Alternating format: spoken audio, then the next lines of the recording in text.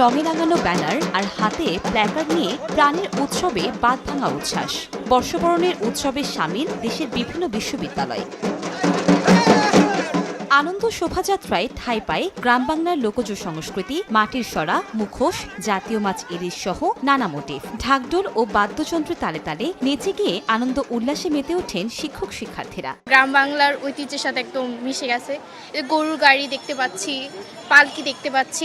এবার অনেকবার পর প্রোগ্রাম হচ্ছে আর অনেক বড় আয়োজন, সবাই মিলে অনেক আনন্দ করতেছে। নানান বয়সের নানান মানুষের একটা সমাগম এবং সবাই মিলে আমরা বাঙালি আনাকে আসলে উদযাপন করছি। মাছ ভাতে বাঙালি, ডাল ভাতে বাঙালি, আমাদের নিজস্বতা আছে, সেটাকে ধরে রাখাই আমাদের এই বৈশাখী ঈদের মূল উদ্দেশ্য। বিশ্ববিদ্যালয়ের শিক্ষক শিক্ষার্থীরাই নয়, ক্যাম্পাসে যারা ঘুরতে এসেছেন তারাও অংশ নেন এই উৎসব আয়োজনে। এছাড়া বাহারি খাবার ও মেলা উৎসবকে করেছে পরিপূর্ণ। স্টল দেওয়া, তারপর হচ্ছে ডেকোরেশন, সবকিছুতে মজা, সবই ভালো। আমাদের ভার্সিটিতে কালচারাল প্রোগ্রাম হবে, মেলা হচ্ছে, জাঁকজমক ফুল, বাহারি রকমের ফুল, বাহারি রকমের বেলুন উড়ে যাচ্ছে।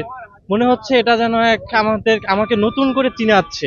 অনেক ভালো লাগতেছে। এটা এবারেরটা একটু ভিন্নধর্মী, কারণ হচ্ছে যে এখানে কোনো ধরনের চাঁদাবাজি নাই, কোনো ধরনের দুর্নীতি নাই। উৎসব উদযাপনে ক্যাম্পাসে ক্যাম্পাসে জোরদার করা হয় নিরাপত্তা ব্যবস্থা। আমাদের নিয়মিত পুলিশের পাশাপাশি আমরা অতিরিক্ত পুলিশ মোতায়েন করেছি। আমাদের স্পেশাল টিম আছে এবং ট্রাফিক ব্যবস্থাপনা, বিশেষ করে পদ্মা পার্ক সহ বিনোদন কেন্দ্রগুলোতে যাতে লোকজন নির্বিঘ্নে চলাচল করতে পারে সেজন্য আমরা পর্যাপ্ত ব্যবস্থা নিয়েছি। বিগত দিনের সকল গ্লানি মুছে ভালো থাকুক আগামীর বাংলাদেশ, এমনই প্রত্যাশা সবার কণ্ঠে। কনক আজাদ, সময় সংবাদ।